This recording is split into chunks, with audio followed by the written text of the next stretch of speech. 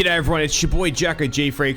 Thank you for returning back to the channel. Today, we're diving into the epic showdown. Will Call of Duty Black Ops 6 crush XDefiant in the first-person shooter race for domination? Let's get right into it. So first off, Black Ops 6 had its biggest trailer viewing ever since Infinite Warfare.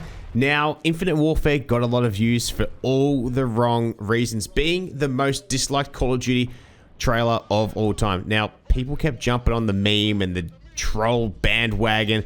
The game hit some different numbers, and that's because everyone just kept coming back for those dislike buttons and everything, when, you know, you could show and see the dislike button on YouTube videos and see the results, but nowadays it is gone. So that is the reason. So if we remove Infinite Warfare, Call of Duty Black Ops 6 is the biggest, most viewed Call of Duty trailer of all time. So that is speaking some big numbers, unless they botted it, who goddamn knows. But look, upon my personal reflection, I remember that vividly. I had an awesome time and made new friendships and played Modern Warfare Remastered, not Infinite Warfare. Barely played that. And as I mentioned in a previous video, it's also when Optic won the Call of Duty World Championship. So I love that year for the competitive reasons, but I only played Modern Warfare Remastered as well. So it was one of my best Call of Duty experience in recent memory. It was such a good game, Modern Warfare Remastered. That's why it's on my top for the top 10, top 5 for the past decade. But XDefiant had a very impressive launch. Now, let's talk about that. It just released, and it's gearing up to face off some stiff competition in October. Is it October or November? No, it's November. In November, against Black Ops 6, which is releasing then. It's always the first Friday of November. There we go. Silly me. Muddled up my weeks and my months, and god damn it, my head's everywhere. But XDefiant has established itself quite well, exceeding expectations.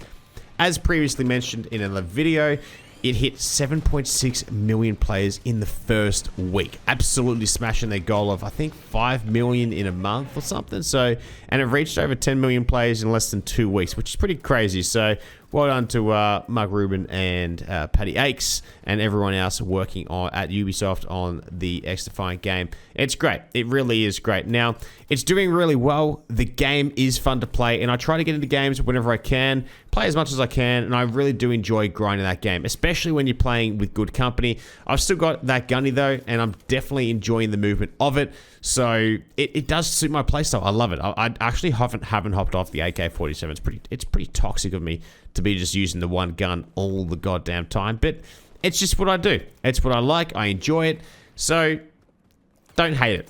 Don't hate it, please. Now on to Black Ops 6 gameplay. The game itself was announced recently, as of the past, I think, 2 weeks now. It was announced with a mixed bag of nostalgia and new innovations. Now, it's set in the early 1990s with the classic action heroes and the iconic weapons that we all know and have come to love.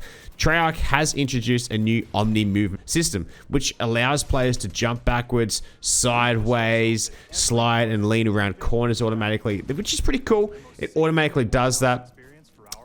Which is interesting. I feel like the current Modern Warfare games have done that a little bit, because when you look at the kill cams, sometimes you are leaning in the kill cam, which is pretty cool. So it did that. Now, am I a fan of that? Something different. It's a little bit more of a skill gap. Let's put our tinfoil hat on. Look, let's say that my KD is higher than some other burger.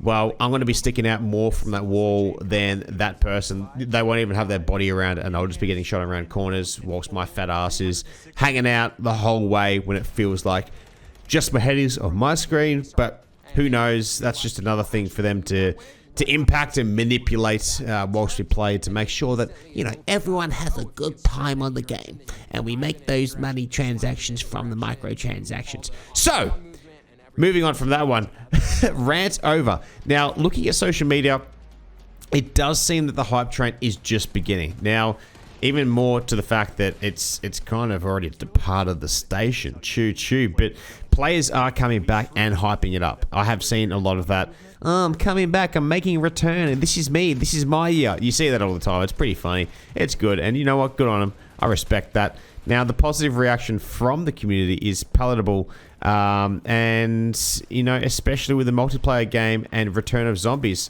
which is now round-based. I know that one of my boys is talking about that. They are very pumped up for that, because they are Zombies players, so They're pumped. I always said that I'm going to play zombies with them, and I'm just like in between playing. Like it sometimes doesn't like itch the dope for me, but look, maybe this year might be a little bit different. Now, XDefiant, in response to Black Ops 6, they announced that they'll be releasing a new map each month until year's end, adding 3 weapons per season, all free to unlock and not tied to loot passes. They're also introducing a new faction and a game mode, Capture the Flag, which is exciting. I really do love that mode.